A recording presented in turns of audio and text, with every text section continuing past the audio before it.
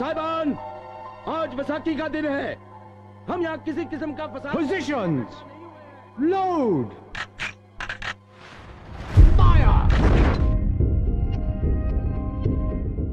दोस्तों, अंग्रेजों ने भारत को बहुत से घाव दिए हैं, जिसमें से बहुत से ऐसे हैं जो कभी नहीं भर सकते।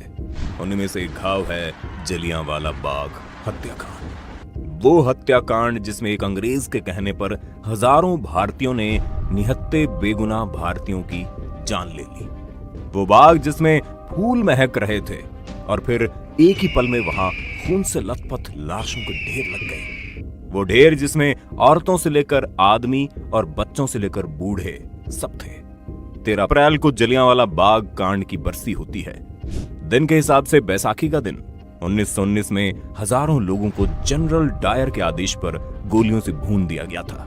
वो दिन भी बैसाखी का ही था जब हजारों हत्याओं का बदला लेने के लिए उधम सिंह ने हथियार उठा लिए। भगत सिंह समेत न जाने कितने बच्चों को छुटपन के खेलों से ज्यादा आजादी से मोहब्बत हो गई थी। आज आपको हम सुनाने जा रहे हैं एक ऐसी दास्तान जिसने देश को भगत सिंह और उधम सिंह जैसे वीर दिए। चलिए शुरू करते हैं। अमृतसर में गोल्डन टेम्पल है।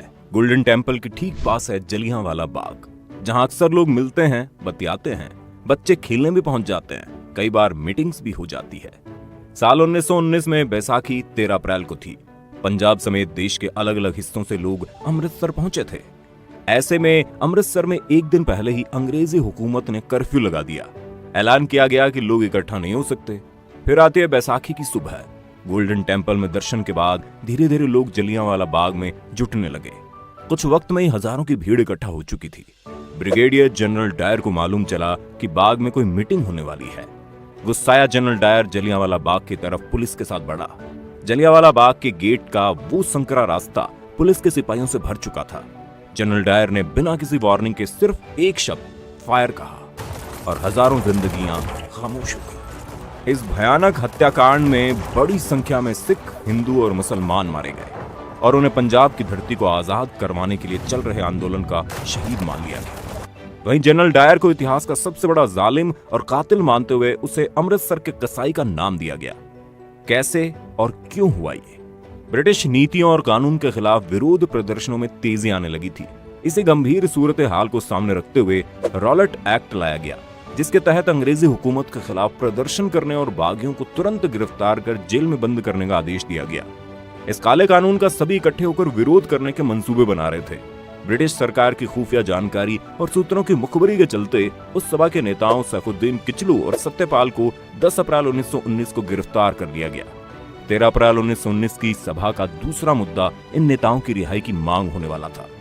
इस सभा के इंतजाम की जिम्मेदारी डॉक्टर मोहम्मद बशीर की थी। इस सभा ने मुसलमानों, हिंदुओं और सिखों को एक मंच पर इकट्ठा करके साबित कर दिया कि आजादी की लड़ाई में सबका साथ है। जैसे पंजाब प्रशासन को खबर मिली कि बैसाखी के दिन आंदोलनकारी जलियांवाला बाग में जमा हो रहे हैं, तो प्रशासन ने उन्हें सबक सिखाने की ठान ली। एक दिन पहले ही मार्शल लॉ की घोषणा हो चुकी थी। पंजाब के प्रशासक ने अतिरिक्त सैनिक टुकड़ी बुलवा ली थी। ब्रिगेडियर जनरल डायर के कमान में टुकड़ी 11 अप्रैल की रात को अमृतसर पहुंची और अगले दिन शहर में फ्लैग मार्च भी निकाला गया।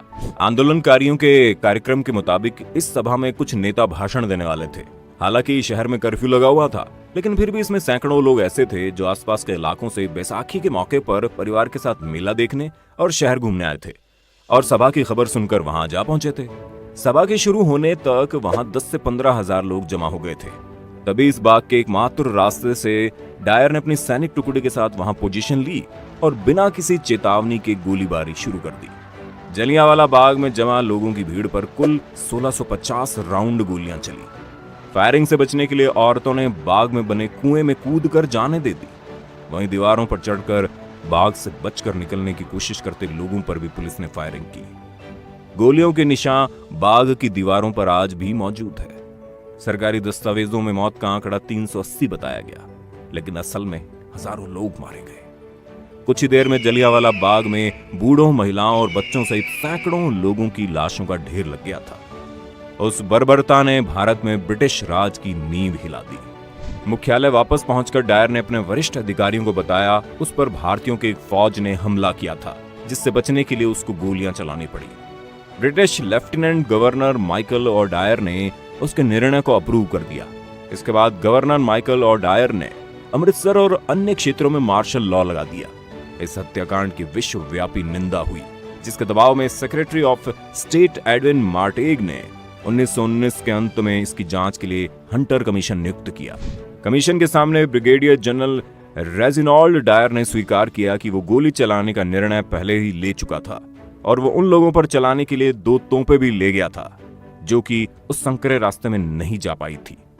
हंटर कमीशन की रिपोर्ट आने पर 1920 में ब्रिगेडियर जनरल रेजिनॉल्ड डायर को पदोन्नत कर कर्नल बना दिया गया और उसे भारत में पोस्ट न देने का निर्णय लिया गया। भारत में डायर के खिलाफ बढ़ते गुस्से के चलते उसे स्वास्थ्य कारणों के आधार पर ब्रिटेन वापस भेज दिया गया। बदला।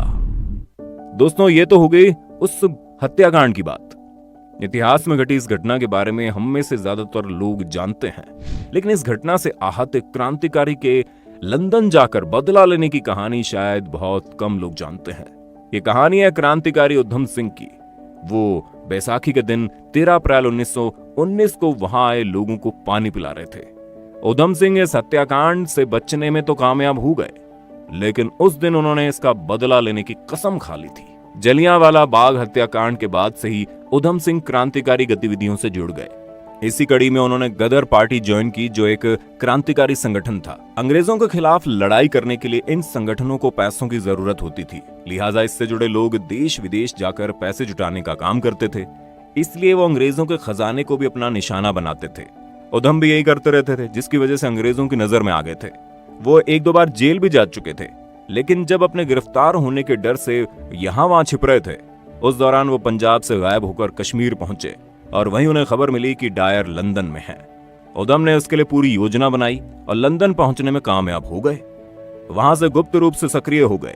अपनी बारीकी से जांच परख और जानकारी जमा करने के बाद उन्होंने एक बंदूक का इंतजाम किया, जिसके बाद उन्हें डायर के एक समारोह में भाग लेने की खबर भी मिल गई। लिहाजा वो पहले से ही कैक्सटन हॉल में जाकर आम लोगों के साथ बैठ गए। तभी ईस्ट इंडिया एसोसिएशन और रॉयल सेंट्रल एशियन सोसाइटी की बैठक शुरू हुई, जिसमें तमाम अधिकारियों के साथ डायर भी मौजूद था। बैठक के बाद जैसे ही डायर सभी को संबोधित करने के लिए मंच पर आया, उधम ने उन पर बंदूक से हमला कर दिया और वो मर गया। इस हमले के बाद उधम सिंह वहां से भागे नहीं, बल्कि वहीं खड़े रहे। इसके बाद अंग्रेज ऑफिसर्स ने उन्हें गिरफ्तार किया और जेल भेज दिया। उन्हें वहां फांसी की सजा सुनाई गई और 31 जुलाई 1940 को उधम सिंह को फांसी पर लटका दिया गया और इस तरह से वो हमेशा के लिए अमर हो गए। तो दोस्तों, जलियांवाला बाग में शहीद हुए निर्दोष लोगों और उधम सिंह के नाम वीडियो को लाइक जरूर कीजिएगा। साथ ही इसे अपने दोस्तों और रिश्तेदारों के साथ शेयर भी कर देना।